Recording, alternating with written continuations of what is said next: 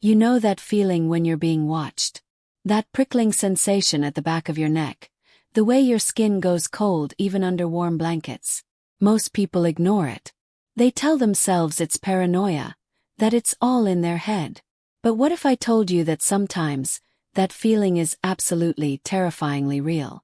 My name is Lily Carson, and for 3 weeks, I pretended not to notice the eyes at my window.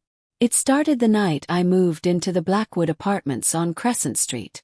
You know the type of building, one of those renovated Victorian houses split into units, all dark wood and tall windows, the kind of place that looks romantic in daylight and slightly sinister after sunset. I'd taken the second-floor corner unit because of the view. 2 large windows overlooked the street, and one smaller window faced the building next door. That smaller window should have been my first warning. I remember that first night so clearly. It was a Tuesday in October, and I'd spent the entire day unpacking boxes, my muscles aching from carrying furniture up the narrow staircase. By 11 p.m. I was exhausted. I'd set up my bed facing that small side window, a mistake I'd later realize, or perhaps the best decision I'd ever made. I'd fallen asleep quickly, the kind of deep sleep that comes from physical exhaustion. But something woke me around 3 in the morning. Not a sound, not a nightmare, just that feeling. That primal, instinctive knowing that I wasn't alone. I opened my eyes slowly, my body frozen in that half-paralyzed state between sleep and waking. The room was dark except for the pale moonlight filtering through my curtains. And there, framed in my window like a portrait, was a silhouette. A man's silhouette. My heart should have stopped. I should have screamed, should have grabbed my phone and called the police. But I didn't. Because as my eyes adjusted to the darkness, I realized he wasn't at my window. He was at his own window in the building next door, maybe 15 feet away. Close enough to see into my room. Close enough to watch me sleep. And he was absolutely, utterly still.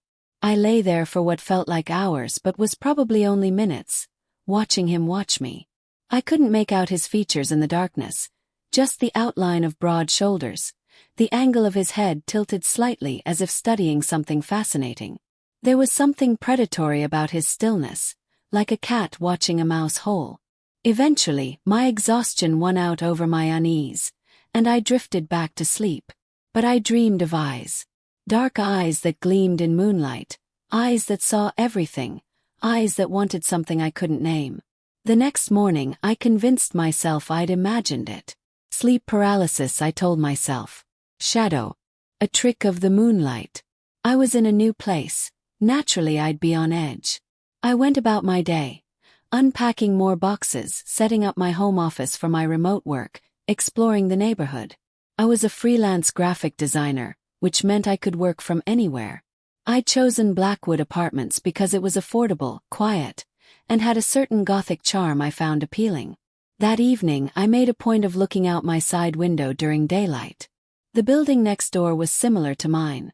Another converted Victorian, probably built in the same era. The window that faced mine was dark, covered with heavy curtains that hadn't been drawn back all day. I couldn't see inside at all. But when night fell, I found myself unable to resist. I left my bedroom curtains open. Just a crack. And I waited. He appeared at midnight exactly, as if keeping to some predetermined schedule. This time I was ready. I'd positioned myself in bed so I could watch without being obvious about it, and I'd left a small lamp on in my hallway, casting just enough light to see by. And finally I could see him properly. He was beautiful. That was my first coherent thought. Not handsome, beautiful in a way that felt almost dangerous. Even from this distance, I could make out sharp cheekbones, a strong jaw, dark hair that fell slightly over his forehead. But it was his eyes that caught me. Even across the space between our buildings, I could feel the weight of his gaze. Intense, focused, hungry. He was staring directly at my bed. Me. And here's where I should tell you I closed my curtains, that I called the police, that I did any number of sensible things. But I didn't. Instead, I felt a thrill run through me, something that was part fear and part something else entirely. Something I didn't want to examine too closely. So I did something reckless. I sat up in bed slowly, deliberately, and I looked right back at him. For a moment nothing happened. We simply stared at each other across the darkness, two people separated by glass and air and the gulf of whatever this was becoming. Then, slowly, he raised one hand and pressed it flat against his window. It was an invitation, or a challenge, or maybe both. My hand moved of its own accord, rising to press against my own window. Even though we couldn't possibly touch, even though there were 15 feet of empty space between us, I swear I could feel the warmth of his palm against mine. He smiled then. It wasn't a friendly smile. It was the smile of a wolf who just realized the rabbit was willing to play. I couldn't concentrate the next day. I tried to work, but every design I created seemed to incorporate dark eyes and shadows. I needed to know who he was. More than that, I needed to understand why I wasn't terrified. Why instead of fear, I felt drawn to him, pulled by some invisible thread I couldn't cut even if I wanted to. I decided to investigate. I headed downstairs and knocked on my landlord's door. Mrs. Enid Thatcher was a woman in her 70s with sharp eyes and an encyclopedic knowledge of everyone in the neighborhood. She answered wearing a floral house dress and an expression of delighted curiosity. "Lily, dear. Settling in well?" "Yes, thank you. I actually had a question about the building next door." "Who lives there?" Something flickered across her face. Caution maybe. Or was it concern? "Why do you ask?" "Just curious about the neighbors. I can see right into one of the windows from my bedroom." Mrs. Thatcher's lips pressed into a thin line. "That would be Keith Malek's place. He owns the whole building, lives in the unit that faces yours. Keeps to himself mostly." "Have you met him?" She hesitated. "A few times. Over the years. He's lived here a very long time, dear." "How long?" "Oh, I couldn't say exactly. He was here before I took over the building 15 years ago. Strange man. Very polite, mind you, but strange. Only comes out at night, never during the day." "Never?" A chill ran down my spine that had nothing to do with the temperature. "Never?" "Not once in 15 years. Some kind of medical condition, I assume. Extreme photosensitivity or some such thing." The previous landlord told me the same thing. Said Keith had been here for years before even him, and always the same. Never ages, always nocturnal, always watching. Watching. Mrs. Thatcher seemed to realize she'd said too much. She waved a dismissive hand. "Oh, don't mind me. An old woman's rambling. He's harmless, I'm sure. Just a bit peculiar. As long as he pays his lease on time, which he always does, it's none of my business what he does in his own home." But as I turned to leave, she caught my arm. Her grip was surprisingly strong. "Lily, dear, if he bothers you at all, you tell me right away. And perhaps keep your curtains closed at night. For your own peace of mind." I thanked her and left, my mind racing. A man who never came out during the day.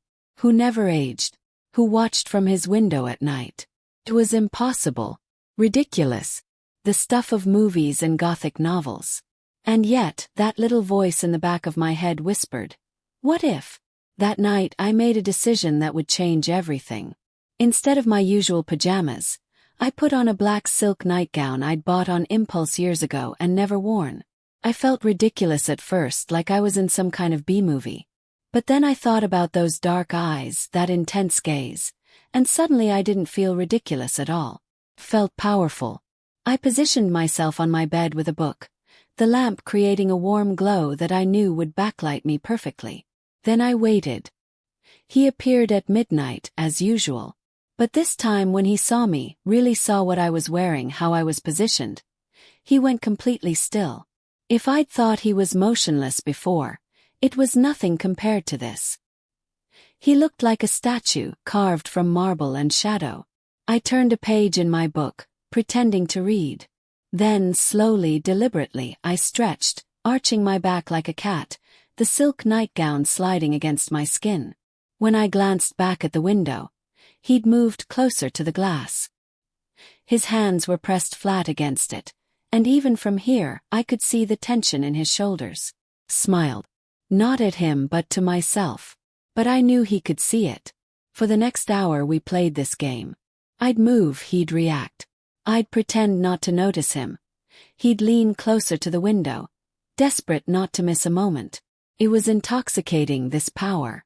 This man, this strange, possibly dangerous man who watched me every night, was completely captivated. And I was the one in control. Finally, around 1 in the morning, I stood up. I walked to my window and looked directly at him. Then I mouthed clearly enough for him to read my lips. "Who are you?" He stared at me for a long moment. Then he disappeared from his window. Just gone, like he'd never been there at all. I felt a stab of disappointment so sharp it actually hurt. Had I pushed too far? Broken whatever spell had existed between us? But then, 5 minutes later, my phone buzzed. An unknown number. A text message that made my heart race. "I'm Keith, your neighbor. And I've been waiting 3 weeks for you to acknowledge me." My hands shook as I typed back. "Why do you watch me sleep?" His response came immediately. "Because you're the most fascinating thing I've seen in a century." A century. Not years. A century. I should have been afraid. Instead, I was thrilled. "What are you?" Type. 3 dots appeared and disappeared several times, as if he was struggling with how to answer. Finally. "Something that shouldn't exist. Something that wants you in ways I can't explain and wouldn't dare to describe. You should close your curtains, Lily Carson. You should forget you ever saw me. What if I don't want to?" Long pause. Then you're far more dangerous than I am." We texted through the night. Nothing too personal at first, just surface things. He told me he was a private investor, that he worked from home, that he'd lived in the building for a long time. I told him about my graphic design work, about moving to the city, about why I'd chosen Blackwood Apartments. But underneath the mundane conversation, there was a current of something else. An electricity, a tension that made every word feel loaded with meaning.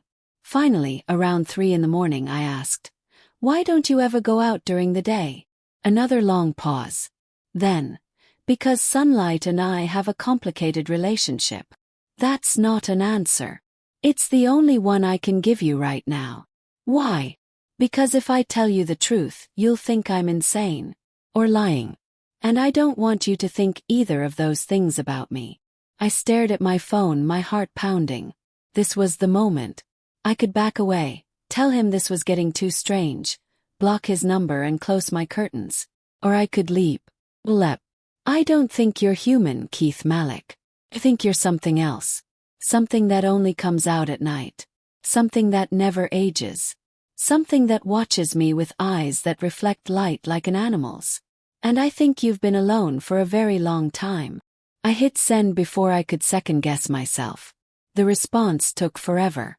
I watched those 3 dots appear and disappear, my anxiety rising with each second. Finally. "Meet me tomorrow night.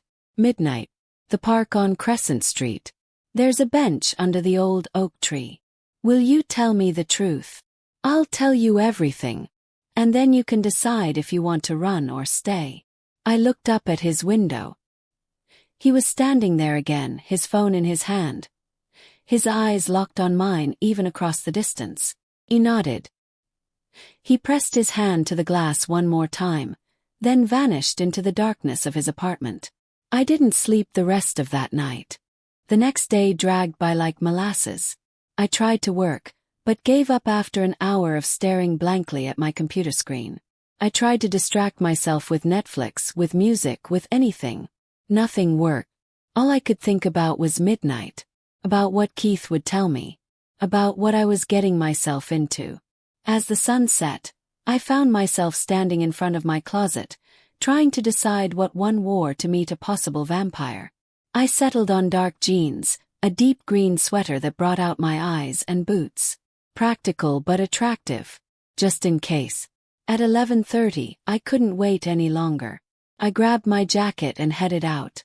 The park was only a 5-minute walk from my apartment. It was a small green space, mostly used by dog walkers during the day. But at night it was nearly empty. The old oak tree stood in the center, its massive branches spreading like a canopy overhead, and beneath it sat a wrought iron bench that had probably been there since the park was first established. He was already there. Even in the darkness, even from a distance, I knew it was him. He stood beside the bench, hands in the pockets of a long black coat, his stillness marking him as different from the few other people walking through the park. He didn't fidget. He didn't check his phone. He simply waited. As I approached, he turned to face me, and for the first time I saw him clearly. Close. Real. He was devastating. Tall, at least 6'3", with broad shoulders and a lean, athletic build. His face was all sharp angles. High cheekbones, a strong jaw, a straight nose. His hair was dark, almost black, and slightly too long, falling over his forehead in a way that begged to be pushed back. But it was his eyes that stopped me in my tracks. Dark, yes, but with an almost imperceptible ring of amber around the pupils. And ancient. God, they looked ancient, like they'd seen things no human should ever witness. "Lily," he said, and his voice was like smoke. Dark, smooth, dangerous. "Keith," I replied, proud that my voice didn't shake. For a moment we just stood there taking each other in. Then he gestured to the bench. "Please. Sit." I sat, and he settled beside me, careful to leave a few inches of space between us. Close enough to talk quietly, far enough to not be threatening. It was a calculated distance, I realized. Everything about him was calculated. "Thank you for coming," he said. "I wasn't sure you would." "I almost didn't. What changed your mind?" I looked at him directly. "I need to know what you are, why you watch me, all of it." He nodded slowly, then looked up at the night sky. "I'm going to tell you something that will sound insane. And I'm not going to blame you if you get up and leave or call the police or have me committed. But I'm going to ask you to listen to the whole thing before you decide." "Okay." He took a deep breath. Unnecessary, I'd later learn, but an old habit he'd never broken. I was born in 1847. In London. I was 28 years old when I died and became what I am now. That makes me 179 years old. And I am a vampire. There it was. Out in the open. The word I'd been dancing around since Mrs. Thatcher told me he never went out during the day. I should have laughed. I should have stood up and walked away. Instead, I found myself asking, "How?" He looked surprised. "You believe me. I don't know what I believe yet. But I want to hear your story." And so, under the old oak tree in Crescent Park, Keith Malik told me his story. He'd been a doctor in London, he said. Young, ambitious, engaged to a woman named Elizabeth whom he'd loved in the way young men love, passionately but shallowly, without real understanding. There'd been an epidemic. Cholera. He'd worked 18-hour days trying to save people, and it had killed him. Or it should have. Instead, he'd been found in the hospital one night by a creature. He called her Marguerite, who'd seen something in him worth saving. Or perhaps she'd just been lonely. He never did figure out her motivation. She'd turned him, taught him how to survive as a vampire, how to feed without killing, how to move through the world unseen. And then, after a decade, she'd left him. Just vanished one night, the way vampires do when they grow tired of companionship. He'd spent the next century and a half wandering, learning, adapting, watching the world change around him while he remained frozen at 28 years old. He'd lived everywhere, Paris, Rome, New York, Tokyo. He'd loved, though never deeply. It was hard to love when you knew you'd outlive everyone you cared about. Hard to connect when you had to hide what you really were. He'd come to this city 20 years ago, settling into the apartment on Crescent Street because he liked the view and the neighborhood was quiet. He'd been alone since then. Not lonely, he insisted, but alone. There was a difference. Until 3 weeks ago, he said, looking at me with those ancient eyes. Until you moved in across from me. What's different about me? Yes. Everything, he said simply. I've lived for nearly 2 centuries, Lily. I've met thousands upon thousands of people. Most of them blur together after a while. But you... From the first night I saw you sleeping in that room, I knew you were different. Special. Why? Because I'm beautiful. Because I left my curtains open. No. Because you saw me and you weren't afraid. Because every night since, you've come back to that window, and you've let me watch, and I could see in your eyes that you were curious. Not terrified. Curious. Do you know how rare that is? Thought about it. About that first night, waking up to see his silhouette. About the fear I should have felt but didn't. About the thrill that had run through me instead. So you watched me because I wasn't afraid. I watched you because I couldn't look away, he said, and there was something raw in his voice, something vulnerable. I watched you because for the first time in decades, I felt something other than the endless monotony of existence. I watched you because you made me remember what it was like to want something. Someone. My heart was pounding so hard I was sure he could hear it. And what do you want, Keith? He turned to face me fully, and the intensity in his gaze nearly made me gasp. To know you. Talk to you. To understand what makes you brave enough to meet a vampire in a dark park at midnight instead of running for your life. I still might run, I said, trying to lighten the moment. You won't, he said with certainty. You're the kind of woman who walks toward danger, not away from it. It's one of the things I find most terrifying about you. Terrifying? Absolutely. 'Cause it means you might get hurt. And despite my better judgment, despite every instinct telling me to stay away from you, I've discovered I don't want to see you hurt. We sat in silence for a moment, the weight of his confession hanging between us. Finally, I asked the question I'd been avoiding. Have you killed people, Keith? He didn't flinch. Yes. In the beginning, before I learned control. Marguerite tried to teach me, but I was arrogant. Thought I could be different, better. I was wrong. By the time I learned to feed without killing, I'd taken 7 lives. And now I'm careful. I feed only from people who won't be harmed by it. A little blood here and there from willing donors who think I have some kind of exotic fetish. Pay them well. I never take too much. I haven't killed anyone in over a century. Do you want to kill me? No, he said immediately. But I do want to bite you. Taste you. God, Lily, you have no idea what your blood smells like from across the distance between our windows. It's intoxicating. Like wine and honey and something uniquely you. Every night I've watched you, I've had to fight the urge to cross that space, to come to your window to.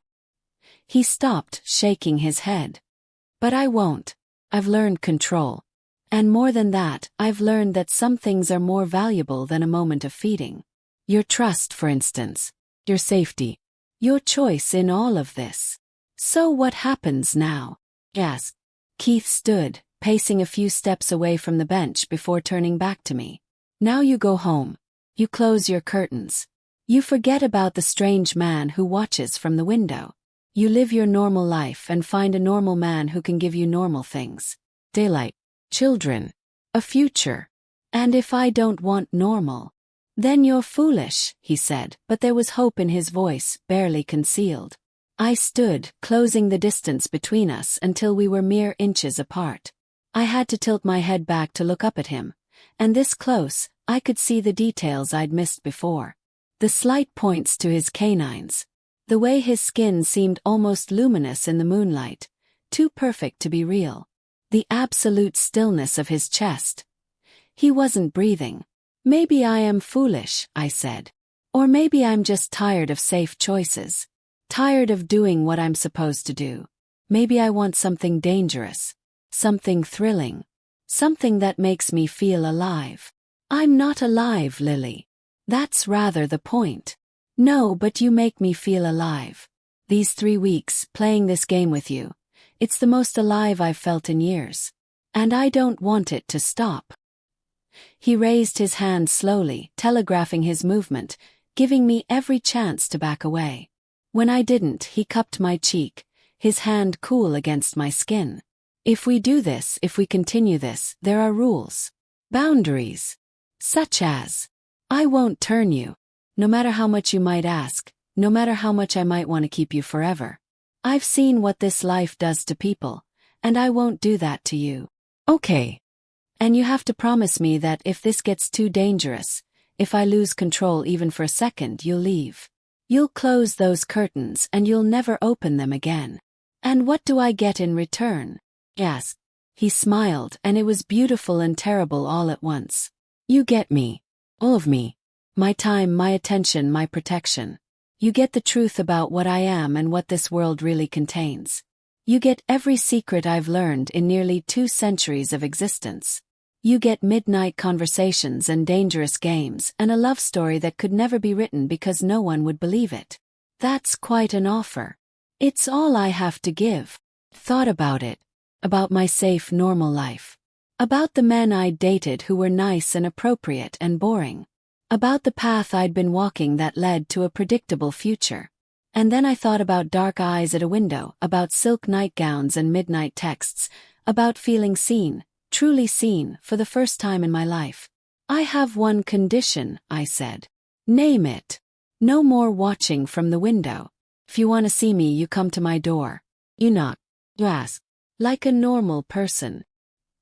He laughed, the sound rusty as if he didn't do it often. I'm hardly a normal person. No, but I am. And I need some parts of this to be normal, or I'll lose myself completely. He nodded. Deal. Though I'll miss the view. I'll miss putting on a show, I admitted. But I think we can find other ways to entertain each other. Lily Carson, he said, his thumb tracing my cheekbone. You are going to be the death of me. I thought you were already dead. Semantics, he murmured, and then he leaned down and kissed me. It was nothing like I'd expected. I'd thought he'd be cold, dead, but his lips were cool rather than cold, and soft, and absolutely perfect.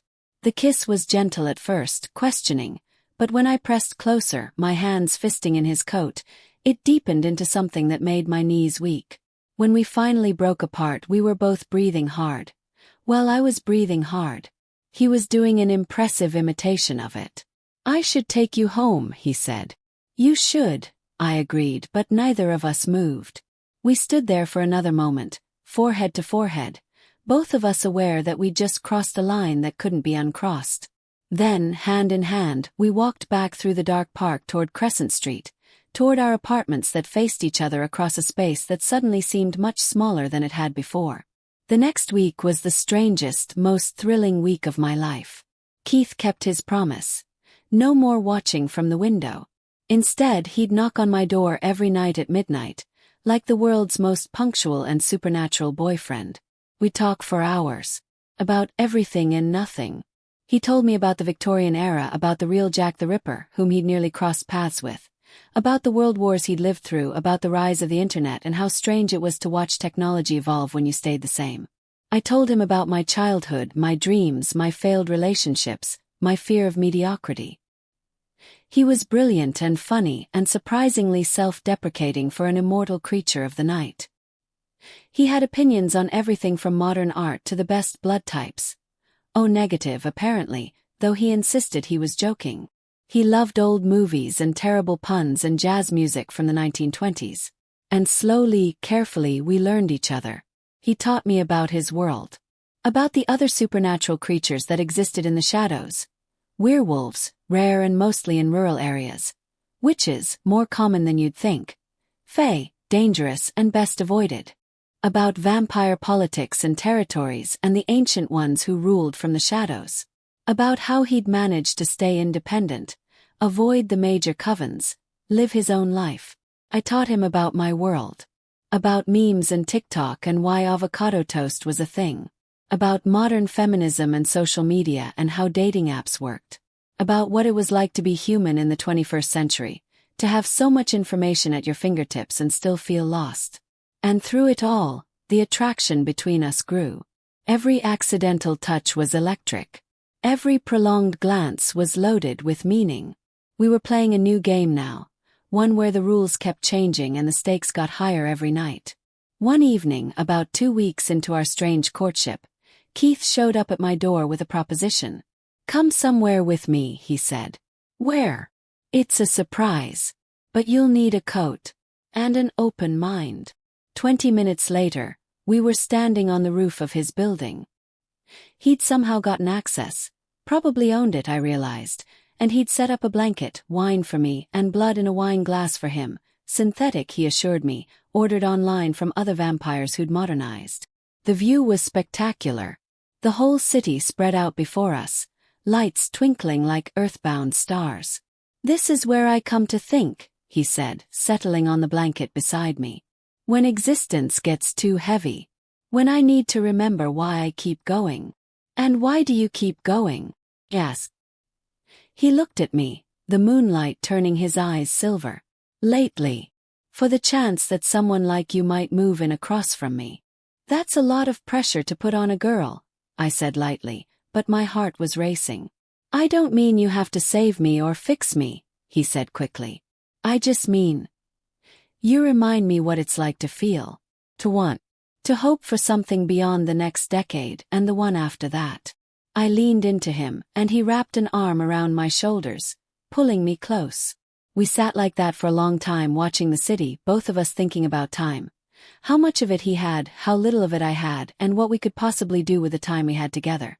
"Keith," I said eventually, "can I ask you something?" "Anything." "That first night, when you saw me sleeping, what were you thinking?" He was quiet for a moment. Then, "I was thinking that you looked like a Renaissance painting. All that red hair spread across the pillow, the curve of your shoulder, the peaceful expression on your face.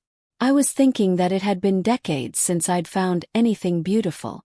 And I was thinking that I was dangerous for thinking that way, that I should close my curtains and never look again. But you didn't." "No. 'Cause then you woke up. And you looked right at me. And instead of fear, I saw curiosity. And I was lost." I turned to face him. "I'm glad you didn't close your curtains." "So am I," he said, and then he kissed me again, deeper this time, more urgent. His hands tangled in my hair, my hands gripped his shoulders, and for a few perfect moments, nothing else existed. Not the city below us, not the impossible situation we were in, not the future we couldn't have. Just us together, alive in a way that defied definition. But of course, nothing that perfect can last. It started with small things. A strange car parked on our street for too long. The feeling of being watched again, but this time by eyes that felt different from Keith's. A few of the neighborhood cats turning up dead, drained of blood in a way Keith swore he'd never do. "We have a problem," Keith said one night, pacing my apartment with a tension I'd never seen in him before. "Someone knows about us. About me. And they're not happy." "Who?" "I don't know yet. Could be the local coven. They've been trying to recruit me for years, and they don't like that I keep refusing. Could be a vampire hunter. Could be something worse. Worse than a vampire hunter." He stopped pacing and looked at me. "There are older vampires, Lily. Ancient ones. And they have rules about our kind interacting with humans. They might see our relationship as a violation." A chill ran down my spine. "What kind of violation?" "The kind that ends with one or both of us dead." For the first time since this began, real fear settled in my stomach. This wasn't a game anymore. This was actual danger. "So what do we do?" I asked. "We could stop seeing each other," Keith said, but his expression made it clear how much that option pained him. "It would be safer for you." "No," I said immediately. "Lily." "No," I repeated, standing and crossing to him. "I'm not giving you up because of some threat. We'll figure this out together. You could die. I could die crossing the street. I could die from cancer or a car accident or a million other random things. At least this way I die having lived. Having felt something real." He pulled me into his arms, holding me tight enough that I could barely breathe. "You're either the bravest woman I've ever met or the most foolish." "Probably both," I admitted into his chest. The next night, Keith didn't come to my door at midnight. Or at 1 a.m. Or at 2. By 3 in the morning I was terrified. I grabbed my phone and called him, but it went straight to voicemail. I was about to call the police, though what I'd tell them I had no idea, when I heard it. A knock at my window.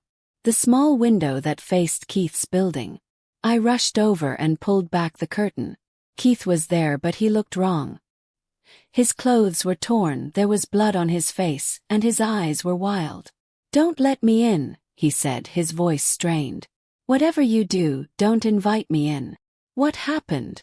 "They found me, beat me, tried to make me tell them where I've been going every night. I didn't tell them about you, but Lily, they know someone lives in this building. They'll search until they find you. Then come inside. We'll figure this out together." "No." The word came out as almost a snarl, and I saw his fangs fully extended for the first time. "I can barely control myself right now. I lost too much blood in the fight, and you— God, Lily, you smell so good, and I'm so hungry, and if you invite me in right now, I might hurt you." My hand was on the window latch before I even realized I'd moved. "I trust you, Keith. You shouldn't. But I do." We stared at each other through the glass, both of us aware that this was it. The moment of truth. Either I trusted him completely, or I closed the curtain and ended this before someone got killed. I thought about safe choices. Normal choices. The life I could have if I just stepped away from this window. Then I thought about midnight conversations and rooftop picnics, and the way Keith looked at me like I was the only person who'd ever mattered. I opened the window. Keith hesitated for just a moment, his eyes searching mine. Then, with a speed that was purely inhuman, he was inside, across my room, pressing himself into the farthest corner from me. "Stay there," he said, his voice rough. "Please, Lily. Give me a minute." I stayed by the window, watching as he fought for control. His eyes kept flashing between their normal dark color and something that glowed amber. His fangs were fully visible, and his hands clenched and unclenched at his sides. "Tell me what happened," I said, trying to keep my voice calm. "3 of them," he said through gritted teeth. "From the Eastern Coven. Said I was violating territory rules, that I needed to join them or leave the city. When I refused, they got violent." "Did you kill them?" "Well, but I wanted to. God, Lily, I wanted to so badly. And then I ran, and all I could think about was you and getting to you and—" He closed his eyes. "The smell of your blood is everywhere in this apartment. It's taking everything I have not to." "Not to what?" "Not to cross this room and bite you." I took a slow breath. This was insane. I should be terrified. Instead, I found myself curious. "Would it hurt?" His eyes snapped open. "What? If you bit me, would it hurt?" "Lily, don't." "I'm not saying you should," I said quickly. "I'm just asking. If you did, would it hurt?" He stared at me like I'd lost my mind. Maybe I had. "No," he said finally. "Vampire venom has a sedative effect. It would actually feel good." "How good?" "Don't do this," he said, and there was real anguish in his voice. "Don't tempt me. I'm barely hanging on as it is." But I was already crossing the room, moving slowly so he could stop me if he wanted. He didn't. He just stood there, pressed against the wall, watching me approach like a man watching his own doom. When I was close enough to touch, I stopped. "I trust you, Keith. Completely. But you need to feed, and you're hurt, and there's no time to find one of your usual donors. So—" "No, Keith." I said no. The words came out as a roar, and suddenly he was across the room again, putting as much distance between us as possible. "Do you have any idea what you're asking? If I bite you, if I taste you, I might not be able to stop. And even if I do stop, everything changes. You can't understand." "Then help me understand," I said. "Tell me." He ran a hand through his hair, a gesture of pure frustration. "When a vampire bites someone, there's a connection. Bond. It's not like the silly movies make it out to be. It's not instant soulmates or eternal slavery. But there is something. You feel what I feel. Feel what you feel. Your blood calls to me forever. It's intimate in a way humans can't comprehend. Are you saying you don't want that intimacy with me?" "I'm saying I want it too much." He was really losing control now, his voice cracking with emotion. "I want to bite you. I want to taste you. I want that connection so badly it's destroying me." But I care about you too much to take that choice from you. And right now, in this state, starving and injured, I'm not sure I could stop at just a taste. I looked at him, really looked at him. At the fear in his eyes. The way he held himself rigid with the effort of not giving in. At the blood on his face and the torn clothes and the vulnerability of this powerful creature who was terrified of hurting me. And I made my choice. Okay, I said softly. Then we do this carefully. Controlled. You take a little. Just enough to heal. And if you feel yourself losing control, if you can't stop, then. I pulled a wooden letter opener from my desk drawer. Then I'll do what needs to be done. Keith stared at the improvised stake in my hand. You'd really kill me. To save both of us from something you'd never forgive yourself for? Yes. Something shifted in his expression. The fear was still there, but there was also awe. And love. I could see it as clearly as if he'd spoken the words. Come here, he said quietly. I crossed to him, the letter opener still in my hand. When I was close enough, he reached out and carefully took it from me, setting it on the nearby bookshelf. Within reach, but not in my hand where I might panic and use it accidentally. I need you to understand, he said, his hand settling on my waist, that this is permanent. Once I taste you, I'll always want you. Always crave you. It's a kind of addiction. I'm okay with that. You say that now. Keith. I placed my hand on his cheek, feeling the coolness of his skin. Bite me. He shuddered, his eyes closing. You're going to be the death of me, he whispered again. I thought we established you're already dead. He laughed, short and sharp, then pulled me closer. Last chance to change your mind. Not a chance. His hand came up to tilt my head to the side, exposing my neck. I felt his cool breath against my skin, felt the sharp points of his fangs just barely grazing my throat.